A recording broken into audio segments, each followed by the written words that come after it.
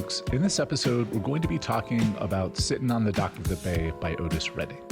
And the reason this song is on my mind is that last week I went to a conference for the Association of Popular Music Education in Memphis, Tennessee. It was my first time in Memphis, and the opening reception for the conference was held at the Stax Museum of American Soul, which I highly recommend visiting if you're interested in this kind of music. They've got all kinds of amazing artifacts in there, including the Hammond M3 organ that Booker T. Jones played on Green Onions. They've got Isaac Hayes' incredible Cadillac, his teal and gold caddy, and the tape recorder that Otis Redding used for Mr. Pitiful. It's just very moving to be in a room with these objects. The Stax Museum is run by the Stax Foundation, which also has a music school. And we heard a performance by some alumni of this music school playing, various soul classics by Otis Redding, Al Green, Sam and Dave, people like that. It was just wonderful. I mean, Memphis is a complicated place. It's got a lot of guns. It's got a lot of poverty, but the people are really wonderful. The music is unbelievable. I don't know. It was a moving experience, and it definitely made me think a lot about Otis Redding and this song in particular. Sitting in the morning sun, I'll be sitting when the evening comes, watching the ships roll in, and then I'll watch them roll away again. Yeah, I'm sitting on the dock of the bay, watching the tide roll away. Ooh, I'm just sitting on the dock of the bay, wasting time. The bay that Otis Redding is referring to is San Francisco Bay. He had the initial idea for the song on a houseboat in Sausalito, which is a little ways north of San Francisco.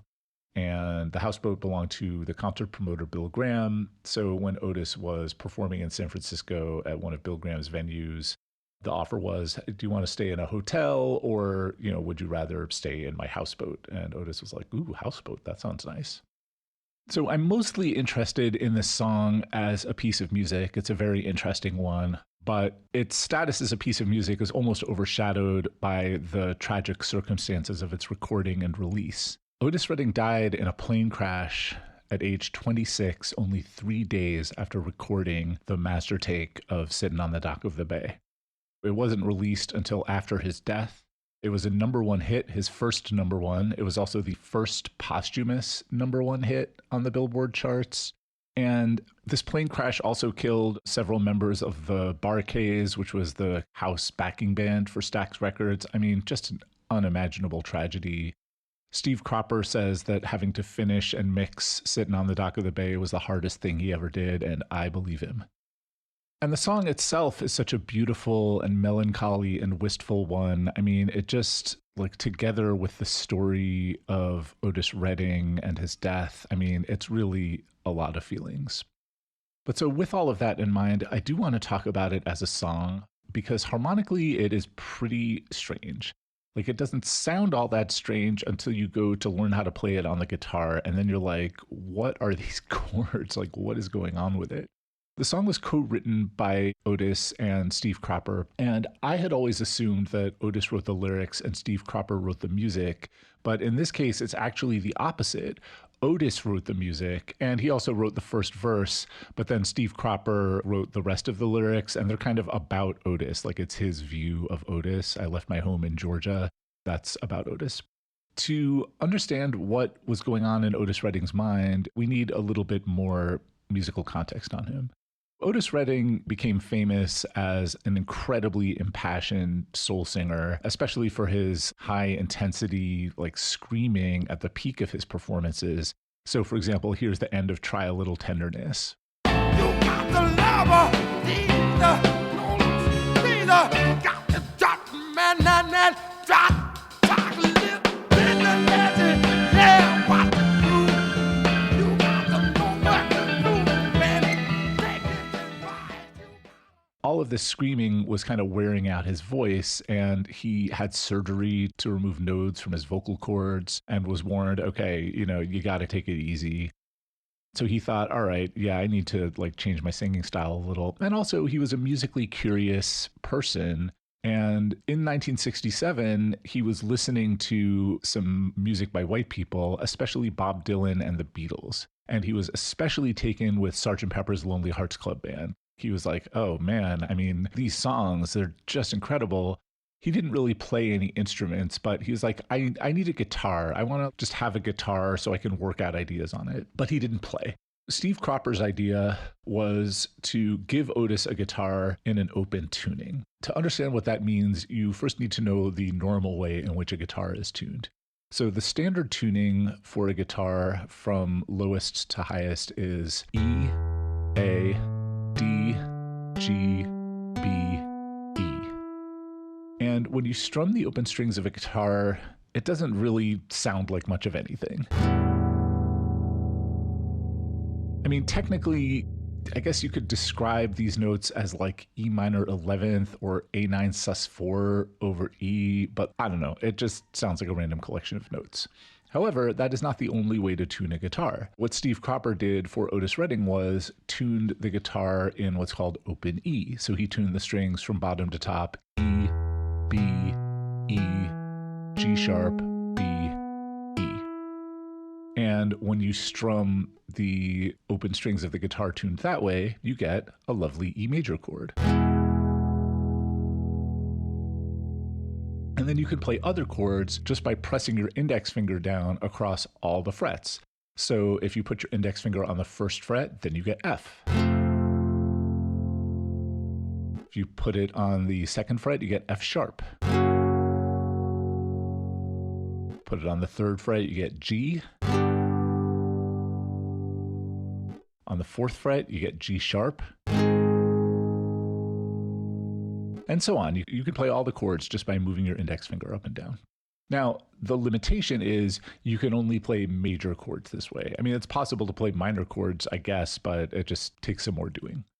Otis was playing around on this thing and just moving major chords up and down in parallel. For Sittin' on the Dock of the Bay, he used these chord roots that are all pretty conventional in R&B and rock and blues and related styles, but usually you don't just put major chords on top of these chord roots. Here are the chords in the verse. Sitting in the morning sun, I'll be sitting when the evening comes, watching the ships roll in. Then I watch them roll away again, yeah. We've got G, B, C, A, G, B, C,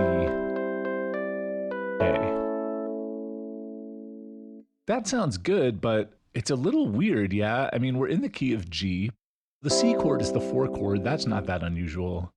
The B chord is not from within the key. Here's the G major scale. Here's the B chord. The B chord has this note D sharp that's not found within G major. Now, it's not that uncommon to use a B chord in the key of G, but you use it for a specific purpose. You usually follow it with E minor. So you go B, E minor. And what you're really doing is temporarily moving into the key of E minor and treating the B chord as the 5 chord, the dominant chord in E minor. So that D sharp in the B chord becomes the leading tone in E minor, and then it resolves up to E, and that makes a lot more sense than just having this random note that's from outside the main key of G. But what Otis is doing is, rather than resolving from B to E minor as would be conventional, he's moving from the B chord to C.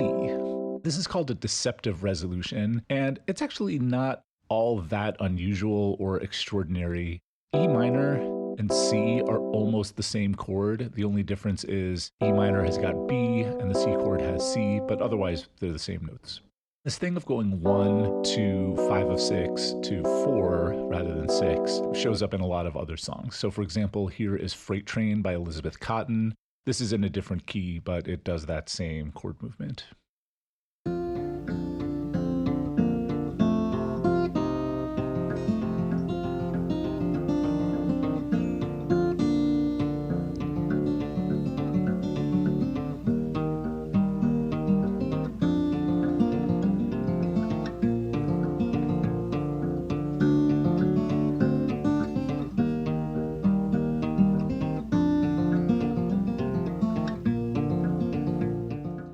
Okay, so that explains the B chord, but then what about the A chord? The A chord also has a note that's not found within G major. It's got C sharp. Now, it is also pretty common to use A chords in the key of G, but again, in a specific context. Normally, what you would do is follow that A chord with a D. And so what you're doing is temporarily moving into the key of D major. A is the 5 chord, the dominant chord in the key of D major. That C sharp is the leading tone, and then it resolves up to D. And then usually what you would do is go from D back to G. So now that D moves from being the 1 chord in the key of D major to the 5 chord in the key of G major, and then it resolves back to G. That is not what Otis does. Otis just goes from A straight back to G. Otis Redding is not the first person to ever do this. It's kind of a trope in rock music to just go from the 2 chord in a key, like the 2 major chord, just straight back to 1. The Beatles do it, other people do it. But yeah, it's not like functional harmony. It's not the way that chords are, quote, supposed, unquote, to work in Western tonal theory. To give you an idea of how striking Otis's chords are, now what I've done is created a version of this verse where all of the chords are found within the key of G major. It's the same chord roots that Otis uses, but now we're only going to build these chords out of notes found within the G major scale. So we're going to go G, B minor, C, A minor, G, B minor, C, A minor. That sounds fine. It sounds perfectly fine, but it is definitely lacking in color and life. Yeah, Otis's version is just a lot more cool sounding. So that's the verse. Now let's talk about the chorus, which is harmonically even weirder than the verse. Sitting on the dock of the bay, watching the tide roll away. Ooh, I'm just sitting on the dock of the bay, wasting time. We've got G, E, G, E, G, A, G, E. That E chord, that is definitely the outlier there. This is yet another chord that is not found within G major. That E chord has got the note G sharp in it. That is the most dissonant possible note you could use in a G major context. This chord does have a conventional usage in Western tonal music. Normally what you would do is follow it with an A minor chord. So the idea is we're temporarily going to the key of A minor, the E chord is the 5 chord, the dominant chord in A minor, and that G sharp is the leading tone that resolves up to A. All very, very conventional. It is very not conventional to go from E just straight back to G. It does sound really cool. The voice leading of it is very nice. You've got the E and the E chord going down to the D and the G chord. You've got the G sharp in the E chord going down a half step to the G and the G chord, and then you've got the B and the E chord just staying the same as the B and the G chord. It's nice, it's just very not normal. And Otis's melody fits uneasily when he goes, Sitting on the dock of the bay. The word bay is on an A, and that is not a chord tone in the E chord. It's the 4th. It fights. Now, he does drop pretty quickly down to E, the tonic of the E chord, but first there is that rub. And when I was first learning how to play this song on the guitar, I had a hard time retaining the chords, not because they're so complicated, but just because they're so unconventional, and because in the chorus, they don't really fit the melody. There isn't like an obvious relationship there between Otis's melody and these chords. Now, as it turns out, Otis was just being prescient.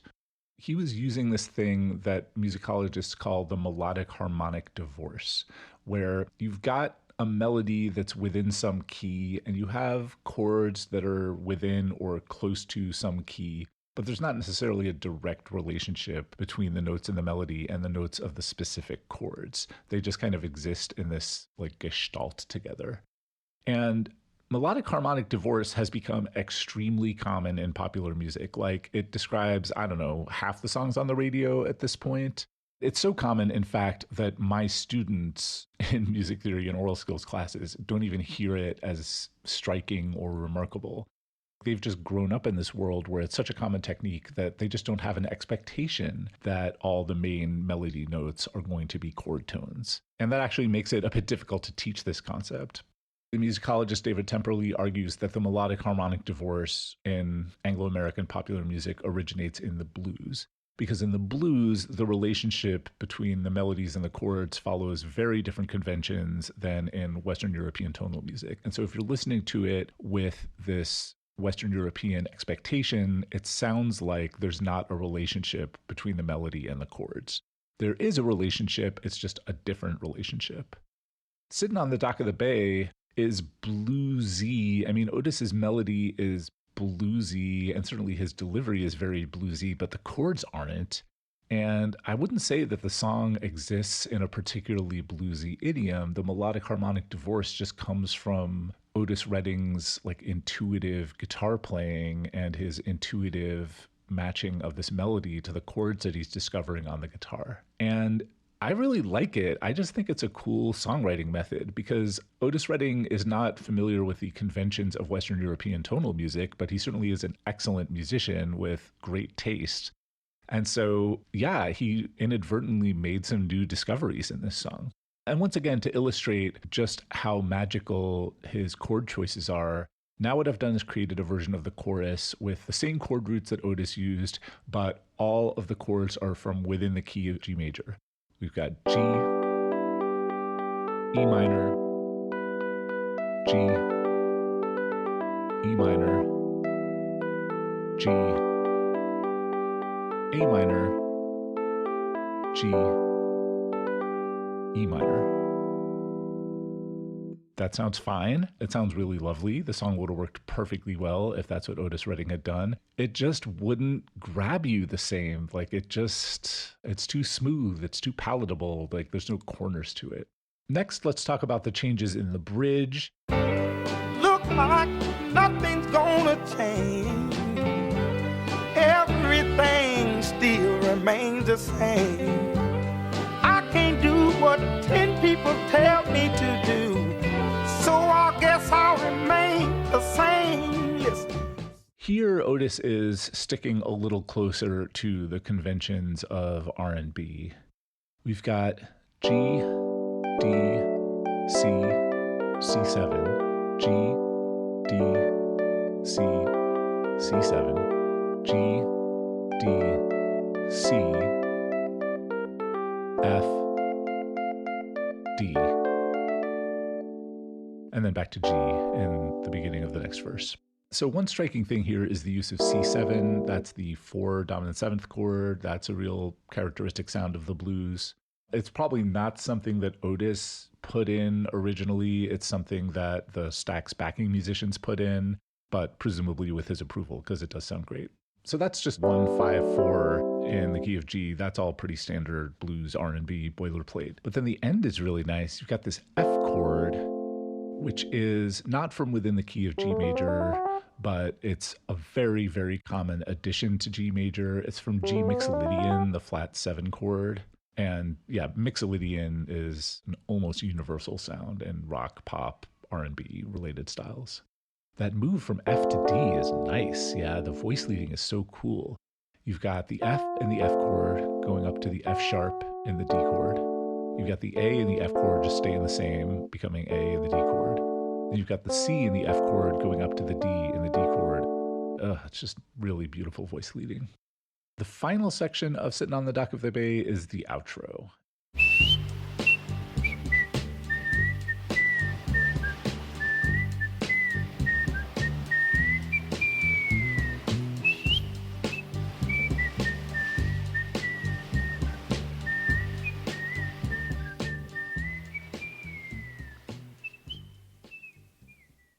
All he's doing is alternating G and E while he's whistling. It's the same G to E to G movement that you get in the chorus. It's similarly an unusual sound.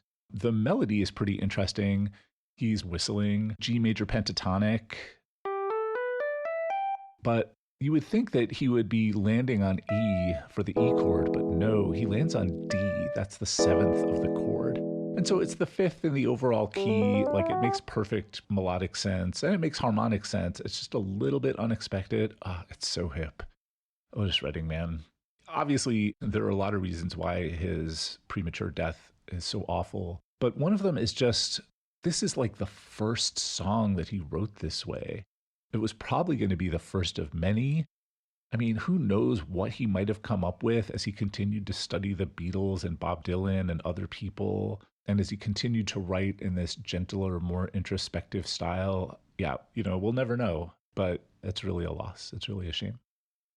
Sittin' on the Dock of the Bay has had a massive cultural footprint. It's been covered many, many times. And if you're going to cover a song that's this iconic, you always have this challenge of like, well, how do you approach it, right? Are you going to try to just recreate Otis Redding's original? Then why bother? Because who could even begin, right? Or you can try to take it in a different direction. And that's chancy because, maybe that other direction will be interesting, or maybe it'll just make people wish they were hearing the Otis Redding version. I do really love Mongo Santamaria's recording from 1968.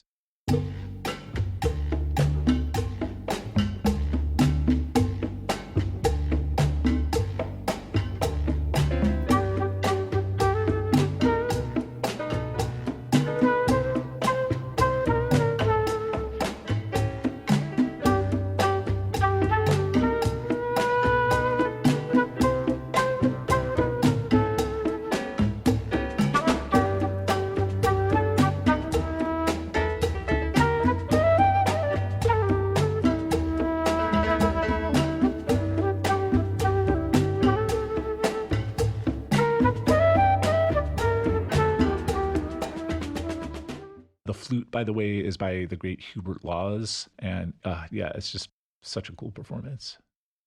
In 1969, Peggy Lee did a version, and I love Peggy Lee, but this is just silly. I mean, it's just so over the top and ridiculous.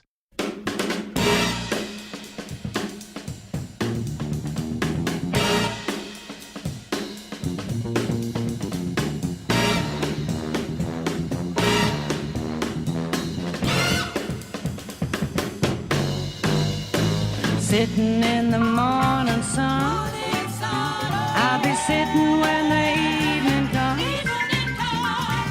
watching the ships roll in, then I watch them roll away again.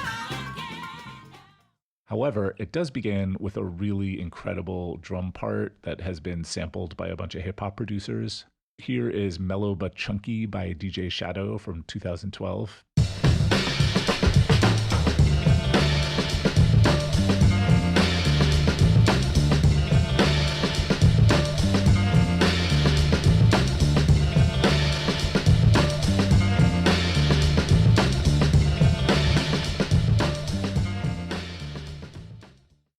The last cover that I want to point out is by the World Saxophone Quartet, recorded in 1989.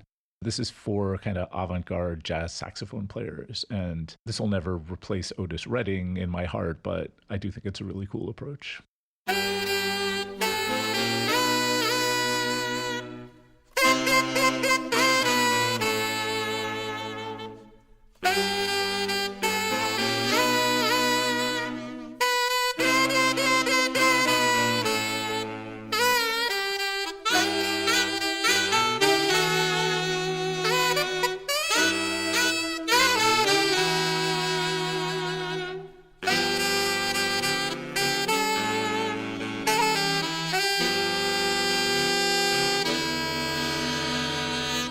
The only really high-profile song I know of that has sampled Otis is I Know by De La Soul from 1989. Have to worry about me squashing other deals, cause they've already been squished. Freeze the frame of our moves the same. Wish we can continue right behind the bush. You'll stay with me, I know this, but not because of all my earthly treasures, or regardless to the fact that I'm past the noose, but because you should go listen to my episode about that song to talk about that sample in more depth. Because clearing an Otis Redding sample is very expensive, it's a lot more common for people to just imitate his whistling. Yeah, you're a lot less likely to need to hire a lawyer and go through a whole complex, expensive process if you just want to quote the whistled melody.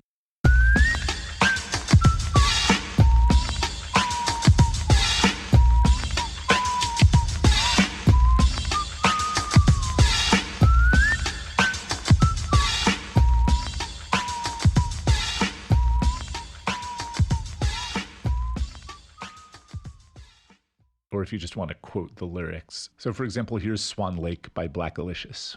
Sitting on top of the bay, watching the tide. It's time to break the tension away. Come take a ride as you enter the dimension of the Crusoe size. That ain't nothing going on but a party. Now brothers wanna flex, but I'm over their heads. I got the funky type of style to rip your vocals to shreds. There is a widespread belief among guitarists that learning music theory will harm you in some way, that it will diminish your creativity. And there is an equally widespread reaction to this belief, which is, okay, if you're too lazy to learn music theory, you should just say so, right? Let's not make excuses about how it's going to harm your creativity just because it's hard. Now, music theory is hard, and it is very often true that people just find it difficult and don't feel like doing the work. However, there is also an element of truth to the idea that formal music learning can be harmful to your creativity. Because when people say learning, quote, music theory, unquote, usually what they mean is the music theory that is conventionally taught in high school and college classrooms, at least in the US, which is pretty much always Western European tonal theory. And Western European tonal theory is very useful. It describes a very large percentage of the music to be found in Western cultures, including a pretty fair percentage of popular music. The problem is it's not taught well. And what I mean by that is it's very often taught as if it's a set of rules. In reality, Western tonal theory is a description of the music of a particular time and place, namely Western Europe in the 1700s and 1800s, and the music that stylistically descends from that. And that describes a lot of music, but certainly not everything. Certainly not even everything within Europe, much less everywhere else. But there is a lot of lazy writing in music theory textbooks and other resources that says, for example, the 5-chord creates a feeling of tension and dissonance that is resolved when you move to the 1-chord, right? That it's just a statement of fact. And that is not true. The 5-chord creates a feeling of tension and dissonance in Mozart that has to be resolved, but that's not how things work in every kind of Western music, much less every other kind of music. And there are a million examples of this, like the idea that dominant 7th chords are automatically dissonant and tense, or that, a particular chord has to be followed by another chord, or a particular note has a particular function in a key, and music that does not follow these conventions is sort of a weird outlier or a deviation. This kind of language is called prescriptive, the idea that there is a right and a wrong way to do things. I prefer to use descriptive language to say, here is what is happening in this music. These are the conventions within this style of music. And I would say that in general, there is starting to be more of a movement in music theory pedagogy to be less prescriptive and more descriptive. But that is certainly not the dominant mode of teaching in music theory. And when I took Western tonal theory in grad school, it was maddening because the instructors were just like using all of this prescriptive language and saying all of these things that were just factually untrue. Like they were true within the context of, Western European canonical music of the 18th and 19th centuries, but just not true of the music that I and most people in the room care about and like. One of the low points was when the professor played us the intro to I Want to Hold Your Hand by the Beatles as an example of bad voice leading. And we're all like, oh yeah, I like that song, right? Those chords sound awesome. That's bad voice leading in the context of like Beethoven, but it doesn't sound bad in the context of the Beatles. It sounds terrific. You could see how guitarists might go into an intro level music theory class or might read a book or watch a video and be confronted with all this language that runs counter to their common sense and whatever existing knowledge of music they've managed to pick up. What a lot of people come away with is, oh, I guess I'm just not smart enough to understand this. But it also sometimes happens that people take prescriptive language at face value and they start thinking, oh, these conventions of Western European canonical music are a rule set that I have to follow. And so things that don't follow that rule set are wrong in some way. And then it starts inhibiting their thinking. Like they start to think, oh, if I'm in the key of G, I can't use an E chord unless it resolves to A minor. Now, if you do that, right, your music will sound fine, but like you're not going to be making the kind of discoveries that Otis Redding did when he was writing Sittin' on the Dock of the Bay. And so there is this idea that, yeah, formal music theory learning can harm your creativity. Now, it doesn't have to. My suggestion for people listening to this, if you're a non-classical musician and you want to study music theory, you should. It's very useful. Doing everything by trial and error takes forever. It's very slow. It can be very tedious. So yeah, for sure, like study some music theory. Just keep in the back of your mind, okay, this is only describing the music of a particular time and place, and it's useful to learn about that music, but like this doesn't apply to everything. If you're interested in, rock, pop, R&B, that kind of music, studying jazz theory will be a slightly better time because jazz is more stylistically aligned to what's going on in a song by Otis Redding. But there too, you have to kind of keep in the back of your mind, all right, jazz has these conventions. They're pretty similar to the conventions of pop music, but not exactly the same. And yeah, that's just more mental work for you. There is just starting to be some formal music theory pedagogy that says, let's take rock, blues, R&B, hip hop, those kinds of music seriously.